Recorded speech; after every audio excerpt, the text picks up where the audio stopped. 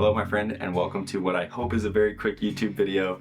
Today is January 29th, and about 3 days ago I posted this Instagram reel, and it caught a lot more traction than I thought it would. I really wasn't trying to do anything with it. I posted the same thing on my Instagram story about a year ago just for fun for me, and posted it as a reel, not thinking anything of it, and apparently lots of people thought things about it. So I'm trying to answer quickly the most asked question, which is, why does the timeline look this way? What am I looking at? Does this match the video that I'm seeing? And so quickly, just to answer, no, this teaser video here does not match the timeline video, the clip that I posted there. That's just kind of a behind the scenes sort of look into like what a filmmaker might see when they're looking at their own timeline. And so anyway, we're gonna walk through the timeline. I'm gonna try to make this as fast as I can because I have things to do, but I wanna answer some of these questions, and it's pretty fun to be able to answer and explain a little bit behind the scenes of what's happening in my head when I'm looking at a timeline like this. All right, I've got a screen recording going and we're gonna dive right in. Sorry in advance because you'll notice there's clips that are missing, songs that are missing. I no longer have these downloaded, and frankly, maybe I could improve my organization because they aren't on my hard drive with that wedding anymore. So anyway, had to dig this one out of the archives, re-pull up the whole thing. So, okay, let's start with the video layers and then we'll get into the audio layers. So I'm just gonna open up, and we're in Davinci Resolve 18. I think I was on 17 when I edited this, maybe. So video 8 up here at the top is an adjustment clip. Frankly, I actually can't remember right off the top of my head what this was. I may have just, sometimes if I export a clip at the very end, I will end up making a minor adjustment, like warming it up just a bit. And this will have happened at the very end. But I don't even think I included this in my screenshot. So anyway, really, let's ignore that. I'll just disable it. So really what you're looking at is here down. Okay, so I've got from here down, I've got some black bars. So letterboxes is what those are called. And I've got these because I just was experimenting with this film, and with other films I do this periodically, where I used some super widescreen footage, as you can tell here. I mean, that is, I can't remember what specific aspect ratio, so 4 to 1, so that's a super narrow aspect ratio. But then other clips are 3:2 because I shoot with the Fuji X-H2S and I love 6K open gate. And so 3:2 is what you're looking at right here, and that is a letterbox of 143. And then right here, you're looking at a 2:1 letterbox, because instead of a standard 16:9, I kind of like it when the clip is maybe a bit more boxed in. And so I like a 2:1 aspect ratio. So that's another thing you're looking at. And then that should be it in terms of the letterboxes, but the letterboxes have to live above everything else, because then underneath the letterboxes is your footage that fits inside of the letterbox. Now, why do I have all these letterboxes, and why can't I just export at native resolutions or whatever? Well, that's because when you're doing mixed aspect ratios, you pretty much, I think I've found the best solution is to just use a UHD 4K timeline and just letterbox underneath it. And that way you can try and experiment with multiple different looks and aspect ratios underneath that or inside of that video. So this is a 4K timeline and UHD 4K 3840 2160. So anyway, that's why there's so many letterboxes in here. And then now for the next part, which is the grain. So now there's some grain in here that you can see. And it honestly, it all could be simplified a little bit, but you'll notice why do I have like grain here on a layer and then grain here on a layer? Okay, I could bring that one up. But then this one, I wanted to fit a little flicker over top of it. And so if you watch this, you see this little film flicker on the screen. So that's another layer, by the way, in here is the film flickers, things like that, the burns.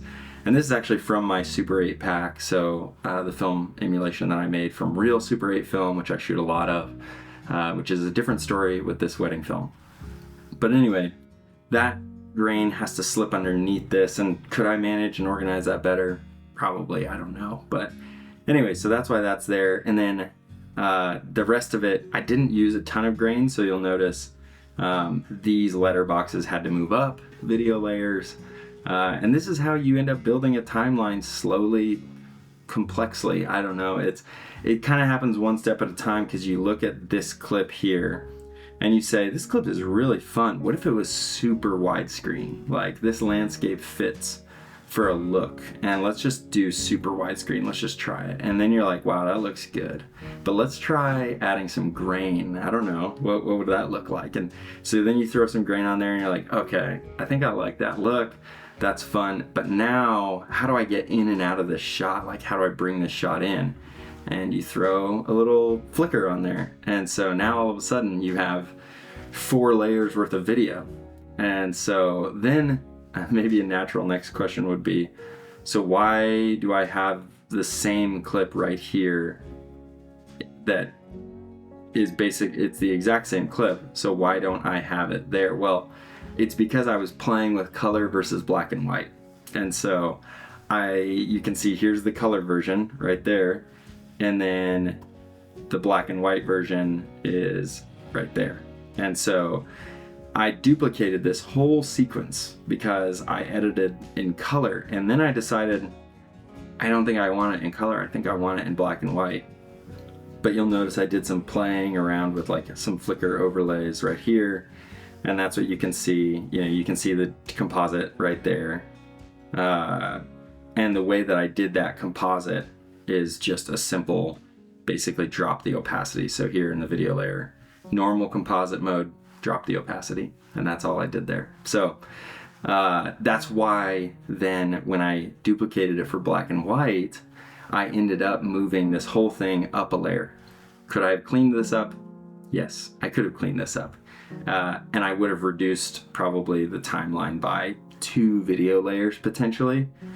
But I end up using more elsewhere. So anyway, that's kind of a funny little intricacy there, is while you're building out a timeline, funny things start happening, and then it basically, if you're a one-man band working solo, it ends up being easier just not to clean it up because I know what's happening there, and I might export 2 or 3 iterations of this film and watch them all back and decide which one I like later.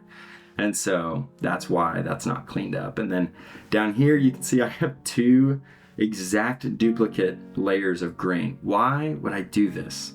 Well, the reason why is because grain is the bane of compression existence.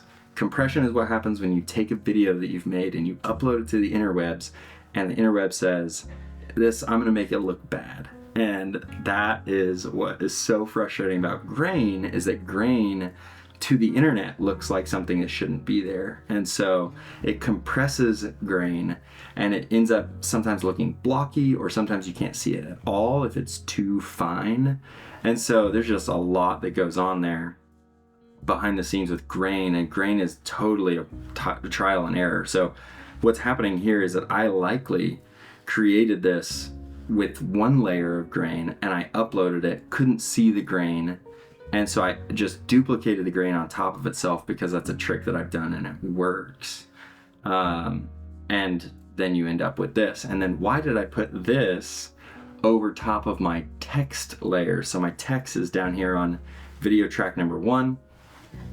Why would I do that is because I wanted the grain to add texture to the text as well. So I didn't want it just to be a background that's grainy and clean text on top. I actually wanted it to look like this. And so then you might ask, if you watch the full film, what is going on here? So instead of showing them talking about their vows, well, actually this is the lyrics of the song. So and secret here that the groom already knows, they're filmmakers as well. Those aren't the real lyrics to the song. If you go look up the real lyrics to the song, and if you go watch what I put in there, I made it a wedding film, and the lyrics didn't exactly match, and I love that little thing, and the groom loves that little thing, and it's just a fun little Easter egg. But then later on in the film, you'll notice during this sequence, there's a very similar thing happening right here. So what did I do here? So the groom finishes his vows, or he's starting to finish his vows right here.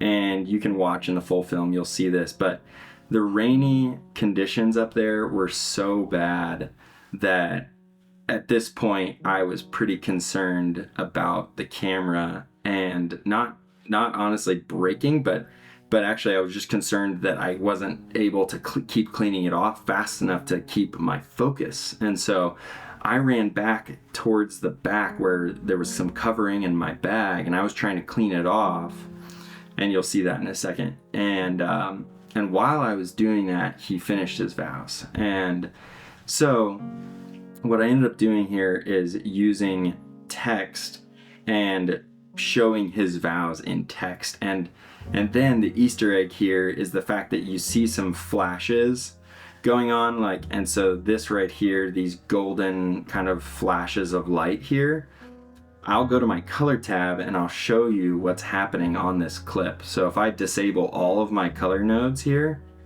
what's actually happening is that's the ground I'm pointing at, and you can see it moving.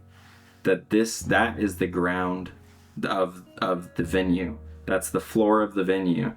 But when I throw a blur on it and a glow on it, and I kind of zoom in a whole bunch and I mess around with it, it ends up looking like kind of a blur textured background, but that's actually their real venue. And so that's another little Easter egg that tells the story of their day in a way that only they would understand, and frankly no one watching their film would understand. And even if unless I explained it to the couple, which I got a chance to because they're filmmakers, that's what's going on in that layer right there. So anyway, we're getting close to breaking this thing down. So then regular video track basically, and then on top of the way that I edit wedding films usually is just audio track 1 and 2 are usually vows, maybe different variations of the vows from different mic sources or whatever.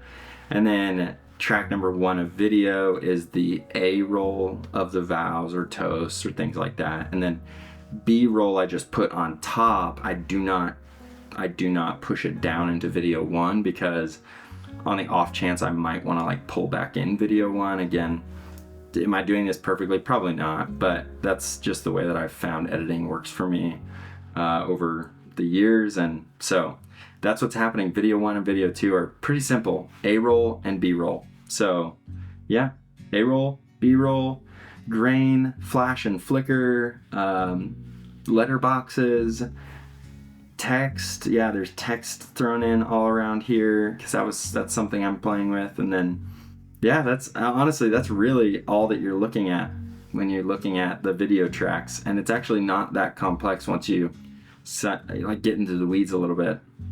And I probably could have simplified it. So I totally understand if you're looking at it disorganized and thinking like, well, this could have been easier, and it probably could have been. So then in my audio tracks here, well, I'll just start again at the bottom, kind of the farthest away. So music, this is again probably a bad habit, something I maybe shouldn't do, but I will always download the instrumental track and the vocal track of a song, and usually I'll play around with blending them because I don't like vocals, especially if I have vows or toasts or any audio from the wedding day. I don't want the vocals of a song to deteriorate the wedding film. And so anyway, what's happening is that you're seeing that the vocal track has a bit of a drop on it, and then meanwhile the instrumental track doesn't. And then here I didn't need one because it's an instrumental song, and then here that's all kind of cut up because I was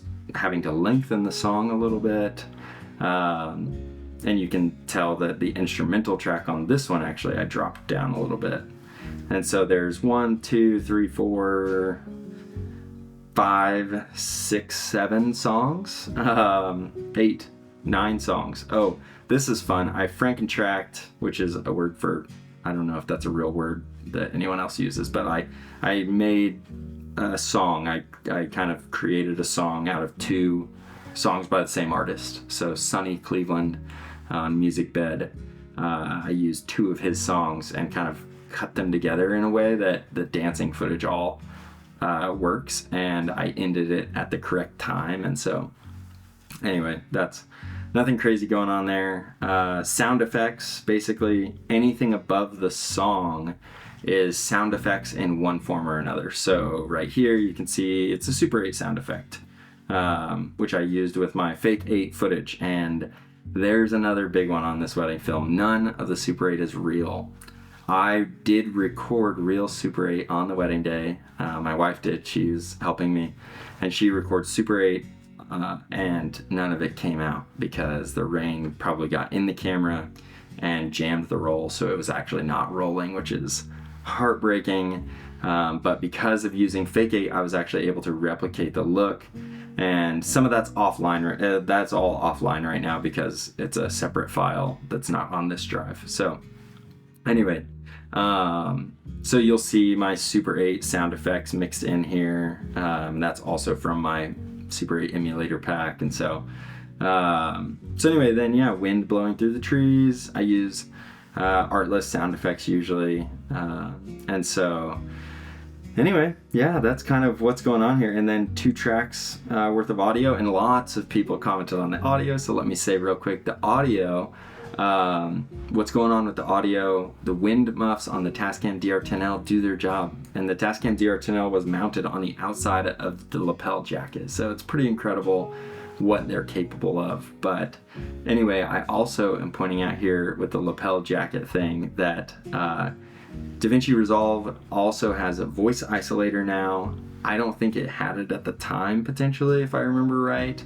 But voice isolator is incredible. So I would in the future, I'd be able to use voice isolation and hone that sound in potentially even better. But the Tascam DR10Ls just keep doing the job. They're old technology. There's maybe better sound equipment available today, but I love those little mics, and they're not wireless, so I don't have to be worried about any cutting out or anything like that, especially on a scary rainy day like this. They just do their job. They just never fail for me personally. So I love that. Yep, that's what you're looking at. So I think that explains pretty much everything here. And so if I zoom out and I maximize the window here as best I can, that right there is pretty much the screenshot that I posted, I think. And honestly, I think now as you probably look at it, it's actually not that intimidating. Kind of one step at a time, you just kind of build out until you get really tall on both sides. And not all of my wedding films are this complex. I could pull up 3 more right now that probably only have 3 tracks. But this one was a unique event, unique case scenario. And so that's what's going on here. I do want to shout out right now, Music Bed. I am officially a partner with them as of about a month ago, and I'm really excited to be a friend of Music Bed.